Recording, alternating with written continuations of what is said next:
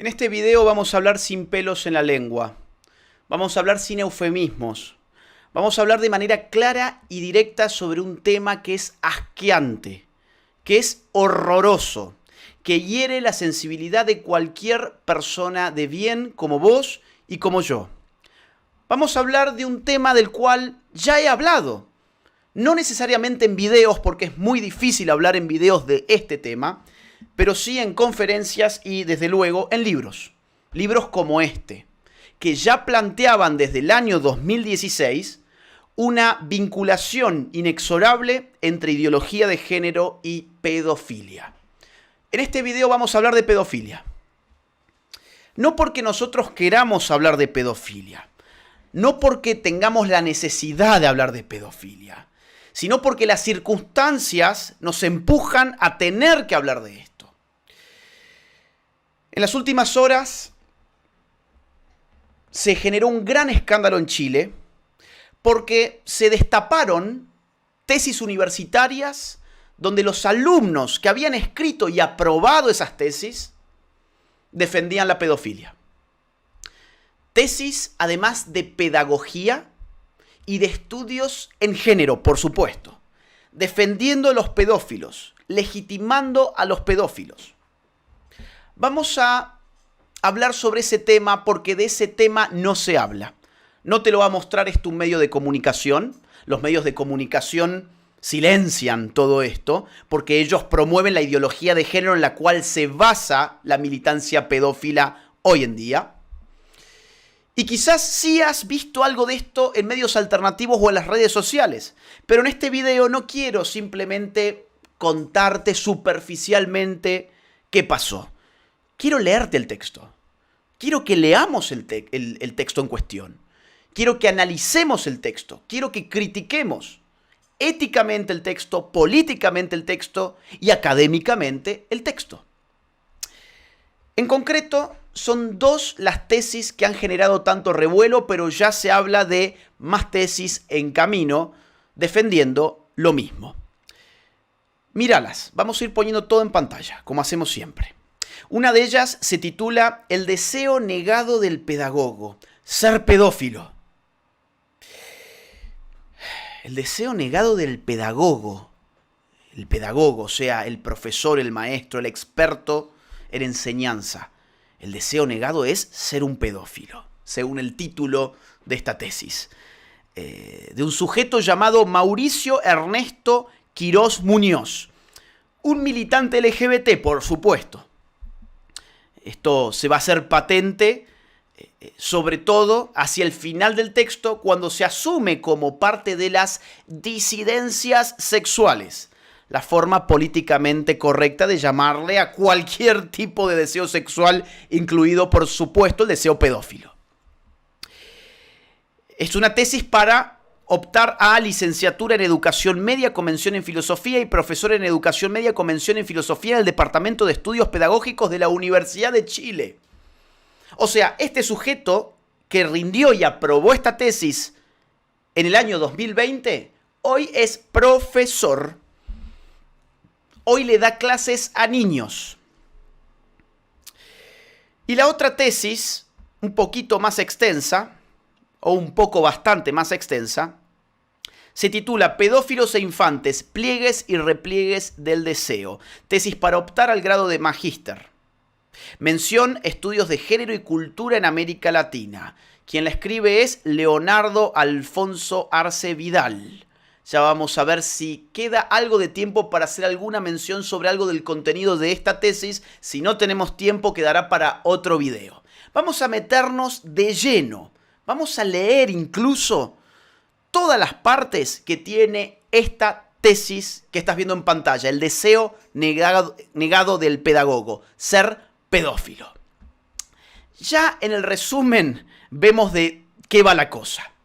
dice, entre otras cosas, lo siguiente. La figura del pedófilo desde un enfoque histórico y filosófico nos obliga como pedagogos a replantear nuestra concepción de la sexualidad del niño, adolescente y la propia, removiendo así los dogmas del adultocentrismo. Bueno, como verán, este estudiante utiliza el mal llamado lenguaje inclusivo, mal llamado porque no incluye a nadie, pero lo utiliza de forma muy selectiva. Por ejemplo, nos habla de el niñe, pero nos habla del pedófilo, no del pedófile. Esto es una decisión que él dice que es epistemológica, mentira, es una decisión ideológica. Porque si hablara del pedófile, quedaría claro que el pedófilo puede provenir de distintos sexos. Puede ser hombre o puede ser mujer. Más aún, de distintos tipos de orientaciones y de autopercepciones sexuales. En cambio, al ponerlo como el pedófilo, ya queda claro que el pedófilo está reducido al hombre, ¿no? Al masculino, al macho. Esto es una decisión totalmente ideológica.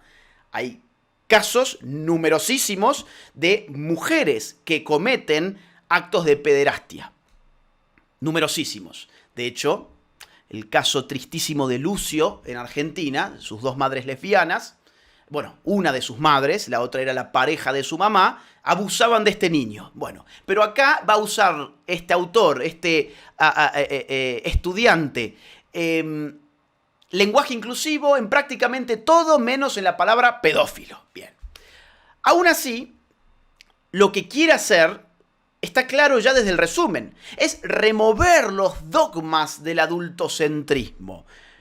Hay que remover dogmas, y entre otros dogmas está la idea de que el pedófilo es malvado, que el pedófilo es un monstruo, que el pedófilo es un anormal. De hecho, vamos a pasar rapidito a su introducción, ya empieza de esta manera. Miren, dice, una de las labores de la filosofía consiste en destruir los mitos, falsas creencias y superficialidades del sentido común. Y quizás no haya mayor mito que el del pedófilo, el cual tan solo nombrarlo nos evoca pánico y pudor. El pedófilo es un monstruo, dice la sociedad, escondido, acechando en los límites y márgenes de nuestras ciudades. Un criminal de la humanidad, algo que debe ser tratado inhumanamente. Lástima que no crea en monstruos, dice el autor. Claro, no, yo no creo en monstruos, el pedófilo no es ningún monstruo y toda esta tesis universitaria aprobada por la Universidad de Chile se dedica a justificar, legitimar y más aún reivindicar al pedófilo. Vamos a ver cómo lo va a ir haciendo, vamos a ir leyéndolo. Miren, el primer subcapítulo se titula Pedófilo y educación, el régimen asexual. Y empieza de esta forma. La escuela en el siglo XX tuvo como gran paradigma el régimen asexual de la niñez. Este régimen proclamaba la pureza sexual y ontológica del niñe. Les niñes, se creía y se afirmaba, no saben de sexo, de pene, de masturbación y de clítoris, menos de ano. Había un cierto olvido de su sexualidad. O sea, en el siglo XX, ¿qué era el niño? ¿Qué era el niño para la pedagogía? Un sujeto que estaba por fuera de la dimensión sexual, que estaba fuera de una esfera de lo sexual. El niño, como lo miraba la escuela, era un sujeto no sexualizado. Sigue así. La figura que con mayor radicalidad cuestionó este dogma y se ha querido olvidar en el siglo XX fue el pedófilo. El motivo de su cuestionamiento se debe a que el pedófilo, en tanto siente atracción sexual erótica hacia el niñe, supone que les niñes son susceptibles de ser erotizades y sexualizades. Vamos a ver. ¿Cuál es el objetivo de este trabajo? Estaba ya planteado en la misma introducción. ¿Recuerdan ustedes? Barrer con los dogmas del adultocentrismo. ¿Cuál es la figura que va a barrer con el dogma de que el niño no es un sujeto sexuado? Pues el pedófilo. ¿Por qué el pedófilo va a servir para acabar con ese dogma? Pues porque el pedófilo, al sentir deseo sexual por el niño, lo reinscribe en la esfera de lo sexual, esfera que no contempla la escuela en el siglo XX como propia del niño. Ese es el punto. Y va a explicar entre otras cosas, lo que sigue. Varios autores pedófilos y propedofilia se vieron en la misión de mostrar, como Foucault pone entre paréntesis, que además de ser sujetos sexuales, las niñas también podían ser sujetos de consentimiento sexual con adultos, que es posible que un niño desee estar con un adulto y además que es legítimo este deseo. Nuevamente, el pedófilo cuestionaría otro dogma del adultocentrismo del siglo XX, a saber, la capacidad deliberativa del niño. Les niñes para el pedófilo no son seres sin voz, unos infants. Les niñes tienen voz. Claro, infante etimológicamente significa que no tiene voz, que no habla. Ahora, el pedófilo es el héroe para esta tesis, el héroe que viene a desbancar, por un lado, el mito de que el niño no es un sujeto sexual y, por otro lado, el mito de que el niño no tiene capacidad deliberativa, que el niño no puede decidir sobre determinados asuntos que están reservados al mundo adulto. De ahí la palabra, o el término, o mejor dicho, el neologismo adultocentrismo. El adultocentrismo sería un régimen en el cual los adultos determinan que hay determinados ámbitos de acción que están reservados al adulto y que están fuera del alcance de la capacidad deliberativa del niño. El pedófilo desbanca el adultocentrismo porque quiere oír la voz del niño, porque quiere que el niño tome la decisión de tener relaciones sexuales con él. Esto es lo que nos plantea esta tesis. Esto es lo que nos plantea esta tesis aprobada por la Universidad de Chile y que ha habilitado a la persona que ha escrito semejante horror a dar clases a niños. Sigue así, miren. Nuestra sociedad puede aún escandalizarse por hablar de sexualidad en la infancia, incluso haber grandes grupos que se opongan a creer que el niño tiene sexualidad, pero no cabe duda de que tal creencia ya no es absoluta. Hoy, desde distintos grupos, se asume que el niño tiene sexualidad. El pedófilo, en tanto cuestionador del régimen asexual, es una figura interesante para el pedagogo, ya que nos obliga a replantear cómo hemos visto la sexualidad de nuestros alumnos. El pedófilo va a ser una figura clave para el pedagogo, porque el pedagogo lleva en sí el deseo pedófilo negado. Esta es la idea central de esta tesis. ¿Cómo la va a desarrollar? A través de dos relecturas, de dos textos claves de la historia de la filosofía. Uno es el Banquete de Platón y el otro es el Emilio de Rousseau. Vamos a empezar con lo primero, con el Banquete de Platón, cuya figura central es Sócrates. Es Sócrates, y de hecho el subcapítulo se titula Sócrates, el profesor pedófilo, el reverso del pedagogo.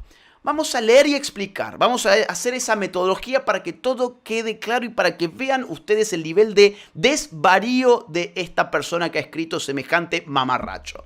Dice así: sorprende la gran diferencia con la que miramos la pedofilia hoy en día en comparación a la de siglos anteriores. Es bien sabido cómo las prácticas pederastas eran algo bien visto y promovido por los antiguos griegos. Para ellos, las prácticas pederastas eran la mejor forma de asegurar la buena educación. Bueno, nada de esto queda probado en la tesis. No hay ninguna referencia concreta de lo que este sujeto está afirmando aquí. Pero su intención al afirmarlo es decir, bueno, miren, los antiguos griegos creían que la pedofilia y la pederastia era una gran manera para vehiculizar la educación.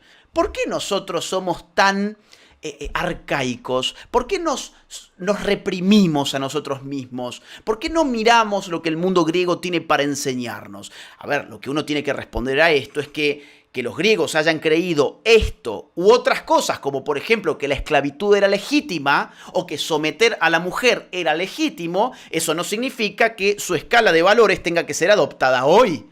Pero este texto que se quiere subversivo, que se quiere crítico, en verdad es un mamarracho lleno de lugares comunes. Como los griegos creían esto, supuestamente, aunque no lo demuestra el autor, bueno, nosotros tendríamos que replantearnos este asunto. Y por supuesto nos va a meter en Sócrates.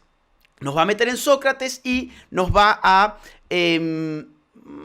hablar sobre su relación amorosa con sus discípulos, tal como se plantea en el banquete. Ahora, acá hay una falta académicamente significativa, y es que no hay ningún análisis lingüístico sobre el asunto del amor. Se habla del amor siempre como amor sexual carnal.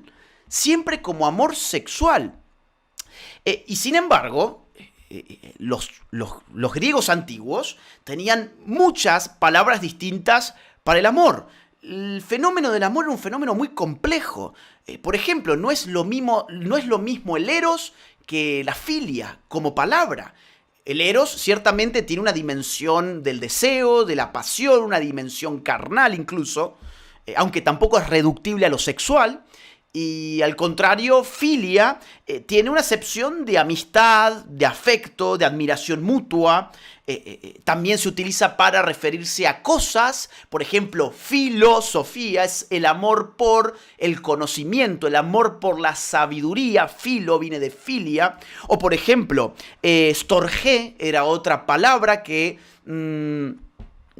denotaba el amor natural, el amor filial, el amor fraternal, el amor dentro del grupo familiar, por ejemplo.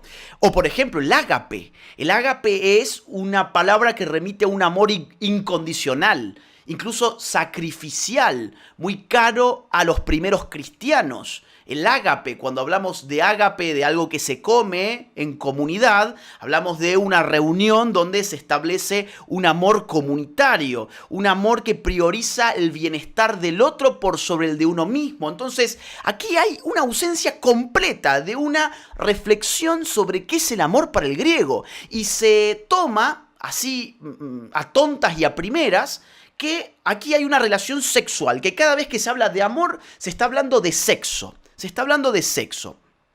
Entonces, lo que va a hacer el autor de esta tesis es decirnos que los discípulos jóvenes de Sócrates deseaban sexualmente, sentían amor por Sócrates, pero él lo traduce en un deseo sexual, y que Sócrates, sin embargo, va a trocar, va a intercambiar ese placer por el cuerpo por un placer por el conocimiento.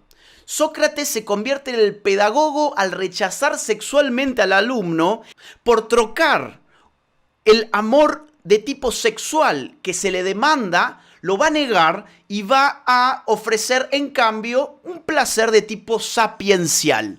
La figura del maestro es aquella figura que siente placer en sus enseñanzas a sus jóvenes alumnos. Pero claro, el autor de esta tesis, de este desastre de tesis, entiende que allí hay un deseo pedófilo, que Sócrates tiene un deseo pedófilo que está representado universalmente por la pedagogía en general y que intercambia la oferta sexual por un placer meramente sapiencial. Entonces, para realizar esta operación o esta interpretación absurda, mejor dicho, lo que va a necesitar a continuación el autor de la tesis es diluir el significado de lo sexual. Va a tener que decirnos que sexualidad es simplemente placer. ¿Qué tipo de placer? Cualquier placer. ¿Por qué? Porque de esa forma él puede sexualizar el placer que siente Sócrates al enseñarle a sus alumnos. O bien, el placer que siente cualquier tipo de profesor, cualquier maestro, ayer y hoy y mañana, respecto de sus enseñanzas a sus jóvenes alumnos, se puede interpretar sexualmente ese placer en la medida en que cualquier tipo de placer va a remitir a un placer de tipo sexual. Vamos a leerlo para que ustedes sepan a qué me estoy refiriendo. Dice así: solemos entender la sexualidad como algo meramente penetrativo, coital y genital. Por ejemplo, perder la virginidad aún es un indicio de comenzar una vida activa sexualmente. La verdad es otra. La sexualidad se puede expresar de infinitas formas en los seres humanos y lo corporal restringido en lo genital es un indicador más de una sexualidad heterorreproductiva. La sexualidad es, en última instancia, una cuestión de placer. O sea, ¿qué es la sexualidad? Placer. Ahora, semejante concepto no dice nada. No dice nada porque, vamos a ver, supónganse, a mí me da placer comer una pizza, me da placer comer una buena hamburguesa, me da placer comer un buen asado. Significa que estoy teniendo sexo cuando como una pizza, una hamburguesa, un asado? ¿Significa que ese tipo de placer es un placer sexual? Bueno, no, evidentemente no, es otro tipo de placer, hay distintos tipos de placeres. O por ejemplo, supongamos, yo siento placer al ver un partido de fútbol por la televisión. ¿Significa que eso es equivalente al sexo, a la sexualidad? ¿Significa que eso es un acto sexual? No, evidentemente no, es que el placer no solamente es de tipo sexual. Vamos a suponer, yo siento placer estudiando un buen libro, leyendo un buen libro. ¿Significa que yo tengo una relación sexual con el texto? Evidentemente no. Significa que hay distintos tipos de placeres y que la sexualidad está apuntando a un tipo específico de placer, no a cualquier placer como pretende este texto para engañar al lector precisamente. Ahora, supongamos que yo siento placer al regalarle a mi sobrinito un regalo. ¿Significa que yo tengo un deseo pedófilo? Cualquiera diría absolutamente no. De la misma forma que es absurdo decir que tiene un deseo pedófilo el maestro que siente placer al enseñarle a sus alumnos. Es impresionante, pero de verdad, esto es una tesis académica, pretendidamente académica, que ha sido además aprobada. Claro, además de hacer esta relectura absurda de Sócrates, va a aterrizar el autor en otro texto, mucho más adelante de la historia, ya en una época moderna. Va a pegar un salto hacia el Emilio de Rousseau, que lo traje acá porque voy a leerles algo de esto, para que ustedes vean además la falta académica que tiene. Así como en Sócrates hay una ausencia total de qué significa el amor para los griegos, acá va a haber una interpretación del texto intelectualmente deshonesta. Ya vamos a ver por qué. Primero que nada, ¿qué es el Emilio? El Emilio es el texto pedagógico de Rousseau. Rousseau, en semejante volumen, es un texto largo, va a imaginar que recibe a un niño desde recién nacido y que lo tiene que educar en las distintas fases de la vida. Cada libro de esta obra está dividido en libros. Cada libro de esta obra es una fase de las edades de la vida. Y claro, la educación de Rousseau es una educación rigurosa donde se busca el dominio de sí del ser humano. ¿Para qué educa Rousseau a Emilio? Para que Emilio sea libre, no solamente libre respecto de los demás, sino libre respecto de sus propias pasiones. Y acá es donde entra el tema de la sexualidad. Este autor, el autor de esta tesis, no digo Rousseau, el autor de esta tesis, va a tomar una cita del Emilio de Rousseau y la va a interpretar de una forma totalmente antojadiza. La cita que va a tomar es la siguiente, dice así: «Velad pues con cuidado sobre el joven.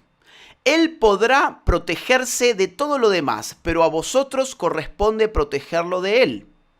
No lo dejéis solo ni de día ni de noche. Acostaos por lo menos en su cuarto». Esa es la cita que toma. O sea que el pedagogo del niño, según va a interpretar el autor de esta tesis, que el pedagogo se acueste en el cuarto de su estudiante para poder vigilarlo constantemente, para protegerlo de sí mismo. Entonces, la interpretación que hace esta tesis es la siguiente. Vamos a leerla. Dice: «Qué sospechoso mandato, qué ubicuo mando al que nos exhorta Rousseau. La vigilancia debe llegar hasta la habitación misma de su estudiante. Este mandato al pedagogo a dormir en el cuarto de sus alumnos tiene un doble significado. Por un lado, la completa vigilancia de la pedagogía de la sexualidad del niño. La pedagogía respecto a esta primera cuestión tiene como objetivo que les niñes no se perviertan o se conviertan en víctimas, en un funado o en una abusada, en un deseante de adultos o en una víctima del pedófilo, se embarace o la violen, en un infectado o en un, como decimos ahora, vector». Bueno, ¿cuál es la interpretación que hace de esos dos renglones el sujeto que ha escrito esta tesis? Bueno, dice que Rousseau llama la vigilancia del niño para que el niño se cuide de ser abusado por un pedófilo, ser embarazado, demasiada ideología de género, ser embarazada, sí, solo las mujeres se pueden embarazar, por más que les cueste admitir a muchos, para que no lo violen. Bueno, esto es una pésima interpretación. Vamos a ver qué dice Rousseau. Esta es la edición de Gredos, aclaro, es una muy buena traducción, la de Gredos. Página 375. Aquí aparece la cita que está tomada en esta tesis. Pero si tan solo vemos 5 párrafos arriba, nos vamos a encontrar con algo muy significativo, que dice lo siguiente. No os podéis imaginar la docilidad de Emilio al llegar a los 20 años. Qué diferente pensamos. Yo no comprendo que pudiese serlo a los 10, porque a esta edad, ¿qué influencia tenía yo sobre él? 20 años. Emilio, en esta instancia del libro cuarto de la obra El Emilio, ya tiene 20 años. Rousseau no nos está hablando de ningún niño, nos está hablando de un joven de 20 años. Ahora, ¿por qué el autor de este mamarracho de tesis entonces nos interpreta a un Rousseau hablando de un niño y del deseo pedófilo que tiene el preceptor, el pedagogo, el maestro respecto de su niño cuando duerme? ¿Por qué nos habla de una vigilancia sobre el niño que puede ser violado, que puede ser embarazada, que puede ser atacado por un pedófilo cuando estamos hablando de un joven de 20 años? ¿Saben por qué hay semejante distorsión del texto? Porque aquí Rousseau no nos está hablando ni de un niño ni de ningún pedófilo. Nos está hablando de un joven y nos está hablando de la masturbación. Vamos a ver, en efecto, este es el contexto de donde la cita en cuestión está tomada. ¿Qué pasó con el jurado de tesis? ¿No revisó acaso un texto tan fundamental como el Emilio y la interpretación que se hizo de esta cita? ¿Por qué aprobaron a este alumno si tiene una interpretación tan mala del texto de Rousseau? Aquí se está hablando de la masturbación. Miren, dice, por ejemplo, dice justo antes de la cita que toma el autor de esta tesis, dice lo siguiente. Por más que hagamos entre los enemigos que pueden atacar a un joven, el más peligroso y el único que no se puede evitar es ese enemigo que uno lleva en sí mismo.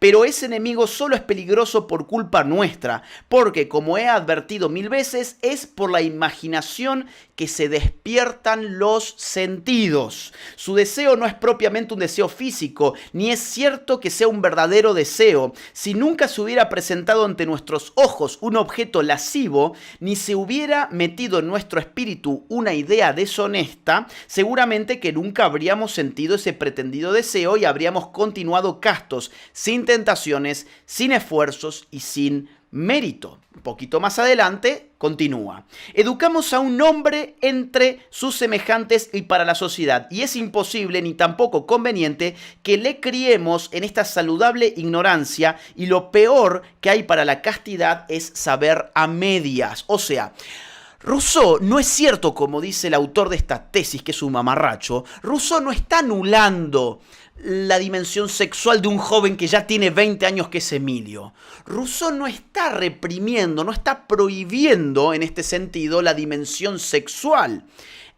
No está en esa contradicción que el autor de esta tesis señala entre la represión y la prohibición de un sexo que no debe estar allí y por otro lado la posibilidad de que el deseo sexual despierte. De lo que Rousseau está hablando es de un joven de 20 años que ya conoce qué es la sexualidad, que ya está inserto en una dimensión de lo sexual, pero que Rousseau no quiere que caiga en la masturbación. Ese es el asunto del Emilio en esta parte del texto. Dice un poquito más adelante lo siguiente.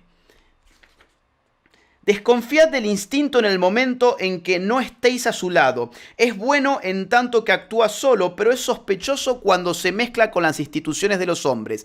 No se le debe destruir, sino regular, y regularlo quizás sea más difícil que aniquilarlo. O sea, el instinto no hay que aniquilarlo, hay que regularlo, hay que someterlo a la razón, podríamos decir. Y dice así: sería muy peligroso que enseñéis, esta parte es clave, sería muy peligroso que enseñéis a vuestro alumno a frenar sus sentidos y falsear las ocasiones de satisfacerlo. Vuelvo a leer. Sería muy peligroso que enseñéis a vuestro alumno a frenar sus sentidos y falsear las ocasiones de satisfacerlo. Se está refiriendo a la masturbación. Pues si llega a conocer ese peligroso suplemento, la masturbación, está perdido. Su corazón y su cuerpo quedarán enervados y hasta el final conservará los tristes efectos de ese hábito, el más funesto a que se puede exponer un joven.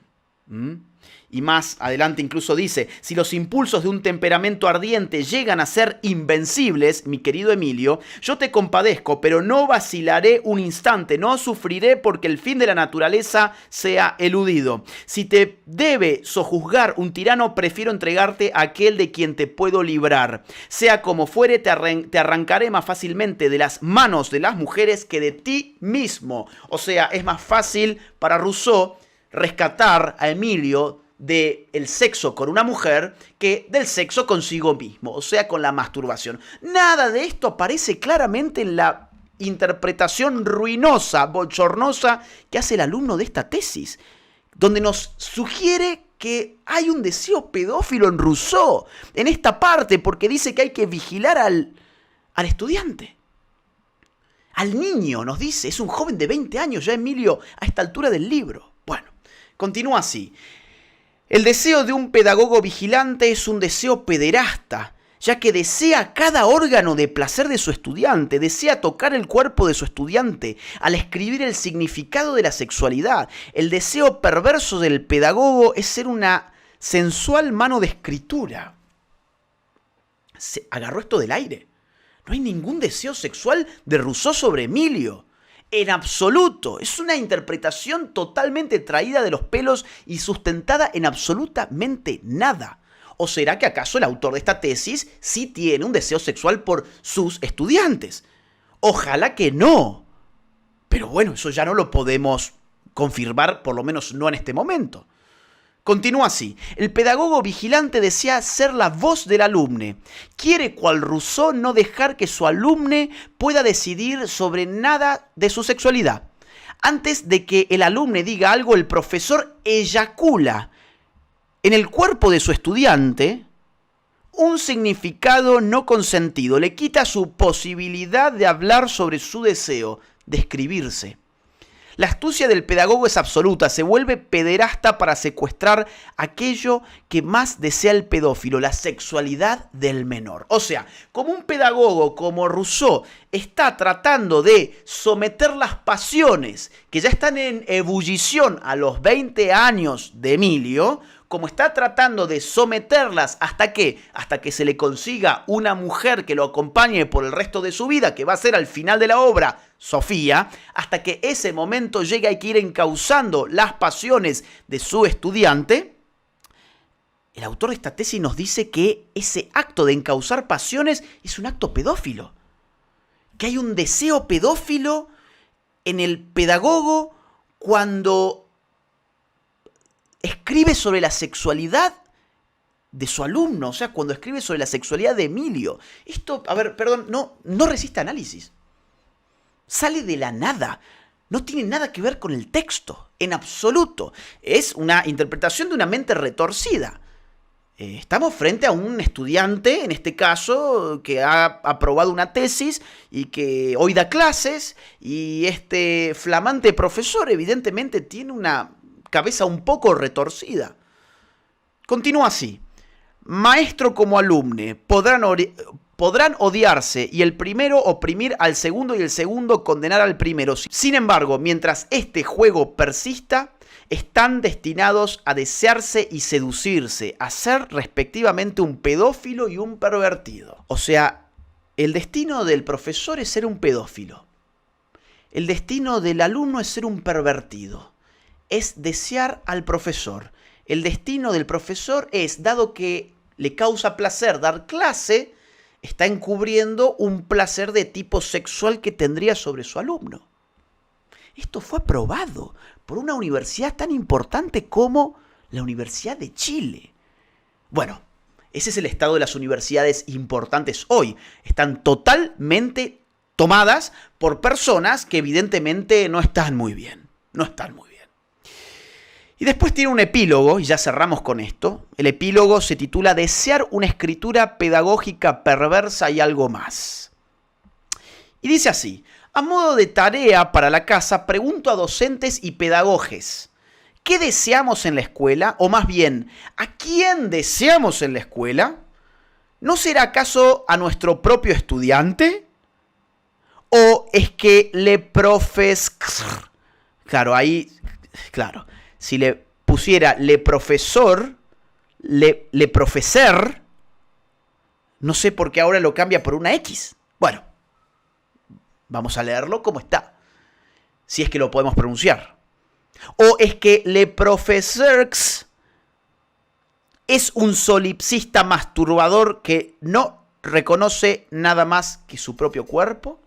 El deseo perverso de les pedagoges se fuga por todos lados, se expresa en todos los cuerpos. Pedagogo, tu deseo de dar clases es un deseo sexual sobre los niños. Ese es el epílogo. Tenés que replantearte, tenés que sacarlo a relucir, tenés que hacerlo consciente. Y termina así, por fin.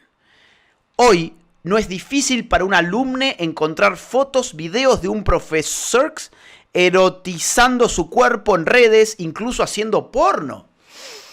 A ver, perdón, ¿de dónde sale esto? ¿No es difícil para un alumno encontrar a tu profesor haciendo porno en las redes sociales? ¿En internet? ¿De dónde sale esto? No hay ninguna referencia, no hay ningún dato empírico, no hay nada. Es una cosa que esta persona se saca de la manga. Repito, hoy no es difícil para un alumno encontrar fotos, videos de un profesor erotizando su cuerpo en redes, incluso haciendo porno.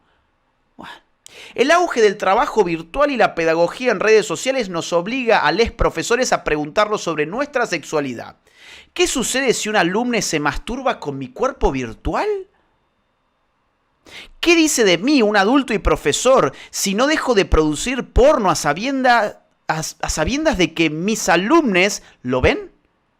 ¿Hay allí algún deseo pedófilo? ¿Debo recluir aún más mi sexualidad disidente en pos de la pedagogía? ¿Alimentar el mito de que los peligros de la sexualidad? ¿Secuestrar el deseo? Internet no solo asegura lo anónimo de un cuerpo, sino lo intemporal. Los cuerpos no parecen tener edad en lo virtual. Profesores haciendo porno. ¿Será que este tipo también hace porno? Y que los profesores saben que su porno es consumido por sus alumnos que se masturban mirándolo. ¿De dónde sale esto? ¿Por qué la Universidad de Chile aprobó esto?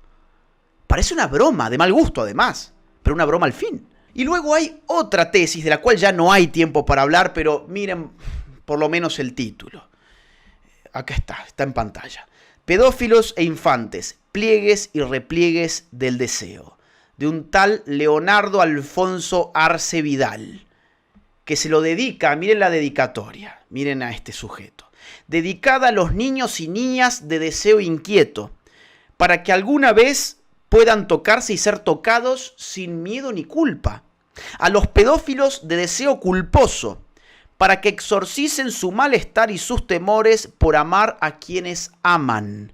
Y también a Pepe, no sé quién será, recuerda, bonito, verte a través de mis ojos cada vez que estés triste. Bueno, el autor de esta tesis también es un militante LGBT, es un homosexual que de hecho le dedica a su pareja sentimental y sexual esta tesis. Y se la dedica en los agradecimientos, porque en la hoja dedicada a los más importantes, las más importantes menciones son para los niños y las niñas que quieren tener sexo con adultos y para los adultos que quieren tener sexo con niños. Y que no tienen que sentir culpa por amar a quienes aman nuestros pedófilos. Bueno, y esto también fue aprobado.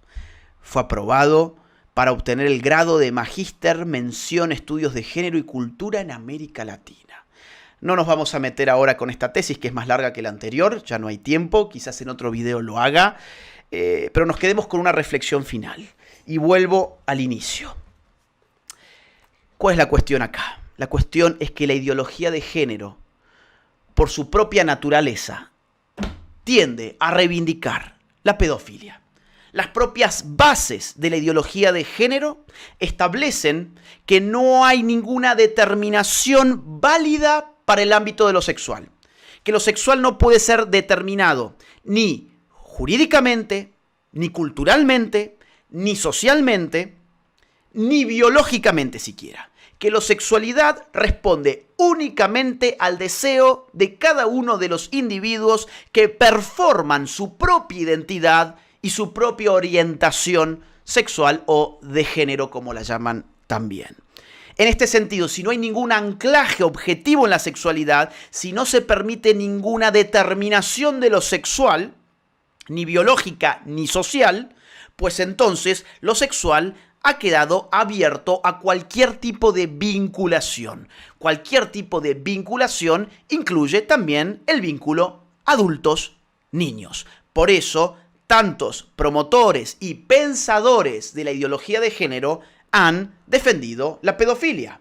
Simone de Beauvoir, Michel Foucault, Shulamit Firestone, hasta Beatriz Preciado coquetea con algunos de estos temas, porque es una consecuencia lógica y necesaria. Si la sexualidad queda absolutamente indeterminada, si resulta absolutamente inmanente en un campo total de inmanencia, pues entonces ninguna regla puede aplicar al campo de lo sexual, ni siquiera aquella que prohíbe que un adulto se acueste con un niño. Mi trabajo no se financia ni con el dinero de los políticos ni con el dinero de los impuestos de los ciudadanos a través de subsidios estatales. Al contrario, este video, este canal y todo el trabajo de batalla cultural que estoy dando desde hace años se financia íntegramente gracias a los aportes económicos libres y voluntarios de las personas que valoran lo que hago. De modo que si querés colaborar económicamente conmigo, te invito a que te suscribas en mi Patreon. El link queda en la caja de descripción de este video. O bien que te unas a mi canal de YouTube en el botón que encontrarás que dice unirse. Si no podés colaborar económicamente, no te preocupes, hay muchas otras formas de colaborar. Por ejemplo, difundiendo este video en tus redes sociales, en tus grupos de WhatsApp y en todas las plataformas que consideres oportunas. Muchas gracias desde ya.